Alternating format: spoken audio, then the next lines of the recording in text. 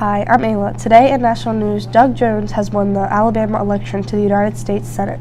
Jones won by 1.7% in the election against Republican candidate Roy Moore on Tuesday. He is the first Democrat in a generation to win a Senate seat in Alabama, while Roy Moore still refuses to concede that he is lost. Alabama is a state that usually elects Republicans, and Trump had won the state by 28 points. This election will be certified by December 26th. It is considered important because it means that now Republicans only have a 51-49 advantage in the Senate. Now to Frankie with international news. Hello, I'm Frankie. This week around the world, Islamic leaders met on Wednesday in Istanbul, Turkey for an emergency summit about the U.S. recognition of Jerusalem as Israel's capital. The summit didn't reach any concrete agreements on sanctions against the United States or Israel. However, the final statement declared East Jerusalem as the occupied capital of the state of Palestine. Erdogan, the president of Turkey, has denounced Israel, calling it a state of occupation and terror. President Abbas of Palestine has said there cannot be peace until East Jerusalem is recognized as Palestine's capital. He also said the United States is no longer allowed to mediate peace talks between Israel and Palestine. The United States maintains that Jerusalem is the rightful capital of Israel and that we continue to believe a two-state solution for peace is possible. Now to work with local. Today in local news, the Federal Energy Regulatory Commission says they will not reconsider its approval of the Atlantic Sunrise gas pipeline. The FERC? Is that how you say it? Yep, okay. You can just start whenever you're ready. I'm ready to roll. The FERC denied a rehearing request sought by 6 Lancaster County landowners, local pipeline opponent groups, national and local environmental groups, and many others. The groups are stating that the FERC made their decision before all environmental conditions had been met. The FERC ensures that the Commission was able to make a fully informed decision. The pipeline construction through Lancaster will continue as planned. That's all for local news. Now to Austin with politics. Hi, I'm Austin/Mr. T with politics.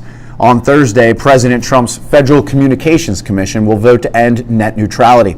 Net neutrality is the idea that ISPs, or internet service providers, treat all illegal internet data the same. This meant that they could not discriminate against any data that comes in from the internet.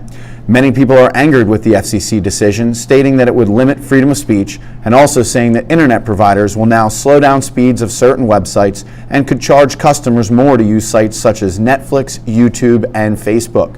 On the flip side, the FCC says that this decision will boost economic growth. This topic was a pressing issue in the 2016 election. And now to Kyle with business. Hi, I'm Kyle, and this week in business, Disney is on track to acquiring many of 21st Century Fox's assets. In this deal, Disney is to acquire the television and film studios of 21st Century Fox, and also some of its cable and international holdings for $52 billion in stock. Fox News will not be affected, as the Fox News Channel, Fox Business, and many other news and sports titles will be separated and run by the remaining shareholders. That's all for this week's business. Now to Column Sports. This week in sports, Carson Wentz, the Eagles quarterback for the second year in a row, was injured in Sunday's game against the Rams. Wentz suffered a torn ACL on a scramble dive into the end zone. On Wednesday, Wentz went into surgery.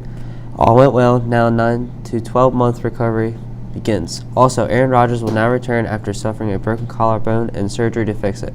After a close 2 months of being out, he will return this Sunday to start against the Panthers. Now to Mr. T with entertainment.